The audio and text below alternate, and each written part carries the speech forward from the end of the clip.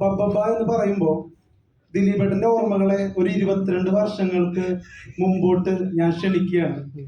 അന്ന് social media, അതായത് Instagram, Facebook, YouTube ഒന്നുമില്ലാതിരുന്ന സമയത്ത് കൊച്ചുകുട്ടികൾ മുതൽ അപ്പനപ്പൂപ്പന്മാർ വരെ ലോജിക്ക് നോക്കാതെ തിയേറ്ററിലേക്ക് വന്ന് കണ്ട് വിജയമാക്കിയ മലയാളത്തിലെ ഏറ്റവും വലിയ ബ്ലോക്ക് ബസ്റ്ററിലെ നായകനാണ് ദിലീപേട്ടൻ.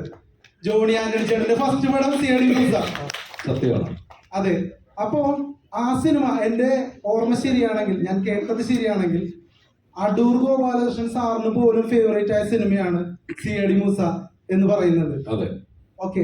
അപ്പോ ആ സിനിമയുടെ ഒരു റെസിപ്പി എന്തായിരുന്നു? കാരണം അതും ലോജിക്ക് നോക്കാതെ അല്ലെങ്കിൽ കോമൺ സെൻസ് ഒന്നും വെക്കാതെ കാണേണ്ട ഒരു സിനിമയാണ്. ദിലീപേട്ടന് ഏതോ ഒരു പ്രസ് മീറ്റിൽ, അന്നത്തെ ഏതോ സ്റ്റുഡൻസ് ഓൺലി പ്രോഗ്രാമിൽ പറയുന്നുണ്ട്, കാർട്ടൂൺ പോലെ കാണേണ്ട ഒരു സിനിമയാണത്.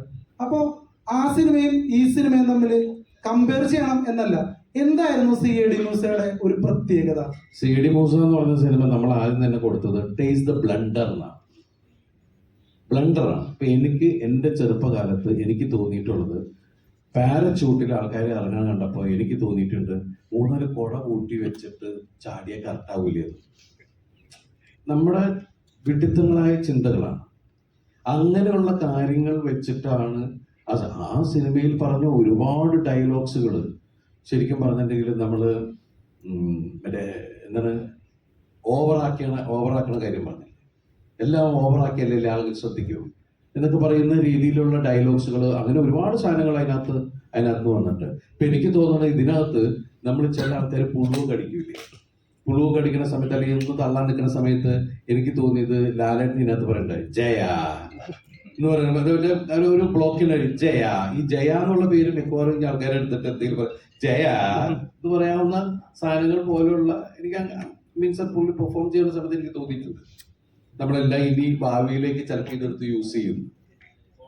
അതിലിവിടെ ആഗ്രഹം കൊണ്ട് ചോദിക്കുകയാണ്, സിഐഡി മൂസയ്ക്ക് ഒരു 2ാം ഭാഗം ഉണ്ടാവും? നമുക്ക് റെഡിയാക്കാം. കാരണം വെച്ചാൽ ഈ തരത്തിലെ സിനിമ അന്ന് അതൊരു പരീക്ഷണ ചിത്രമായിരുന്നു. ആ സിനിമ ആദ്യം സെൻസർ കഴിഞ്ഞിട്ട് അതിന്റെ കോപ്പി എടുക്കുന്ന സമയത്ത് തിരുവനന്തപുരത്തുള്ള അതിന്റെ നമ്മളെ പടത്തിന്റെ PR തന്നെ കുറെ പേരുണ്ടായിരുന്നു. ആ സിനിമ ഇരുന്ന് കാണുമ്പോൾ ഞാൻ ചോദിച്ചു എങ്ങനെയുണ്ടെന്ന് ചോദിച്ചു.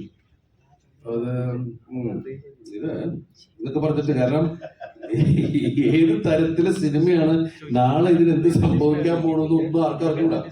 പക്ഷെ നമുക്കൊരു തോന്നലുണ്ടല്ലോ, നമുക്ക് തോന്നിയ മണ്ടത്തരങ്ങളും നമുക്ക് തോന്നിയ ചില ഇങ്ങനെ ആയിക്കൂടെ എന്നൊക്കെ തോന്നുന്ന കാര്യങ്ങൾ ചെയ്തൊരു സിനിമയാണ്. ആ സിനിമ എത്ര ഇപ്പൊ 2-3 തലമുറയായിട്ട് ആ സിനിമയെ കുറിച്ച് സംസാരിക്കും. നമ്മൾ ഇന്നും അതിന്റെ 2ാം ഭാഗത്തെ കുറിച്ച് സംസാരിക്കുന്നു. റെഡിയാക്കി വെച്ചിട്ടുണ്ട്. നിങ്ങൾ നിർബന്ധിച്ച 2026 സിഐഡി മൂസ റീ റിലീസ് ഉണ്ടാവും. വേണോ? ഇത് കൊണ്ടുവന്നിട്ട് പ്രിന്റ് ആൻഡ് പബ്ലിസിറ്റി കാശ് കൊടുക്കാൻ പറ്റാതായി പോലെ ആലോചിക്കില്ലെന്ന് ആദ്യമേ പറഞ്ഞേക്കാം ആ പടത്തില്.